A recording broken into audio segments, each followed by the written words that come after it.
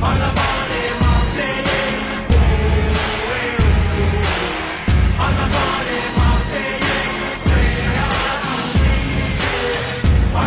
Salut les gars, j'espère que vous allez bien. Les gars, évidemment que tout va bien aujourd'hui. Eh oui les gars, on a gagné 5-1 contre Montpellier. On les a fracassés les gars. Bon après c'est sûr, c'est le dernier. Heureusement qu'on les fracasse les gars. Mais en plus de ça, on a repris notre deuxième place. Et ça fait du bien après la défaite contre Monaco. Qu'on s'est fait fracasser 3-0. Là au moins, on renoue avec la victoire. Ça fait du bien les gars. Bon après, on a de la chance que Monaco, ils font 0-0 chez eux contre Strasbourg. Voilà, on a de la chance. Donc les gars, franchement, bon, la première mi-temps, je vais vous le dire, on s'est fait chier. C'est le cas de le dire.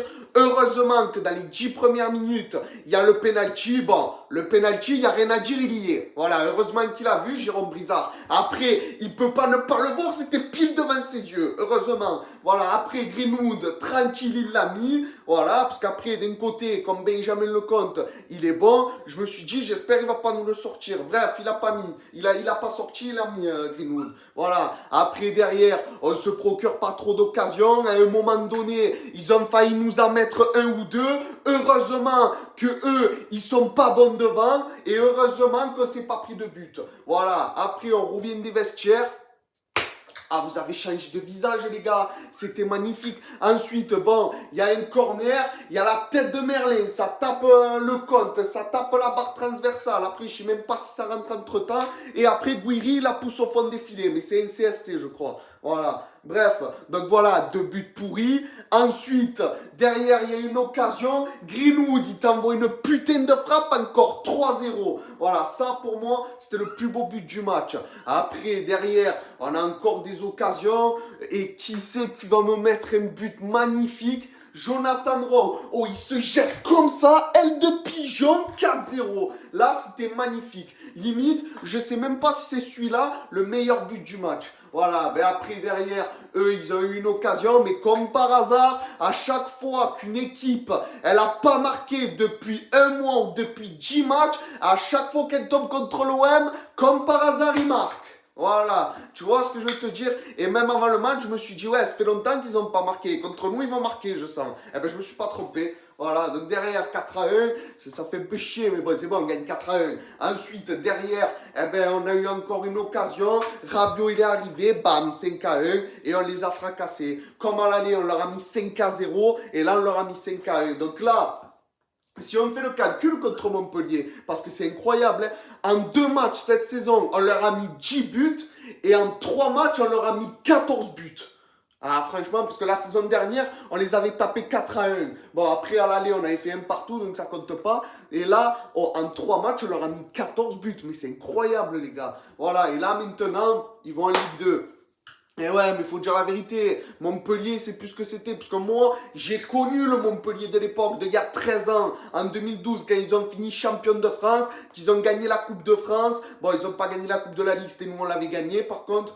Mais voilà, ils avaient Olivier Giroud, Geoffrey Jourdain. Oh, ils avaient des joueurs de malades quand même. Voilà. Bref, ça c'était il y a 13 ans. Maintenant, la saison prochaine, ils seront en Ligue 2. C'est malheureux pour eux, mais bon, oh, nous on est l'OM, hein, on va pas pleurer hein, quand même. Bref, donc maintenant les gars, on a repris la deuxième place à 1 point de Monaco, 3e. Ce soir, il y a Lyon qui joue contre Saint-Etienne.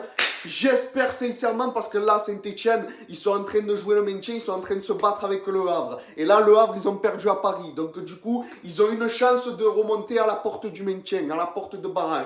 Donc s'il vous plaît, les Stéphanois, tapez-les, s'il vous plaît. Je sais que vous en êtes capables. Tapez-les, ces PD de Lyonnais. Pardon, je parle mal, mais je les aime pas. Voilà, et j'ai pas envie qu'ils nous recollent. Voilà, donc les gars, maintenant, les 4 prochains matchs, il va rien falloir lâcher, les gars. Il faut rien lâcher. Là, on rejoue encore une fois au Vélodrome la semaine prochaine contre Brest.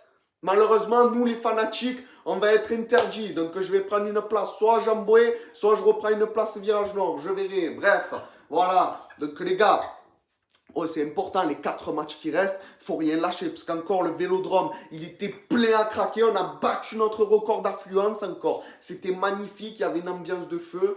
Donc, les gars, faites-nous honneur, faites-nous plaisir. Il reste 2 matchs à l'extérieur, 2 matchs à domicile. Voilà. Donc, maintenant, là, après Après Brest, on a Lille chez eux, les gars. Ça va être le plus gros de ces 4 derniers matchs. D'un côté, ils jouent chez eux, donc ça va être compliqué. Mais d'un côté, je me dis, les joueurs, les 2 matchs allés, ils les ont là, encore là, je pense. Comme ils les ont encore là, parce qu'on s'est fait voler, on doit le gagner 2-1 ou 3-1, le match aller en championnat. Et en Coupe de France, on doit le gagner au moins 2-1 aussi. Voilà, mais heureusement qu'il y avait Enrique qui marque à la fin, mais au final, on a perdu au tir au but. Voilà, je ne vais pas refaire l'histoire, j'étais déjà assez énervé comme ça. Donc, vu que les 2 matchs, les ont encore là, autant ils vont vouloir les détruire aux Lillois. Autant les joueurs, ils vont vouloir les détruire. Mais si on joue comme on a joué la première mi-temps, on va pas y arriver, les gars. Donc réveillez-vous, jouez mieux quand même. Voilà. Donc après ça, il nous restera le Havre. Comme ils jouent le maintien aussi avec Saint-Etienne, ils se battent.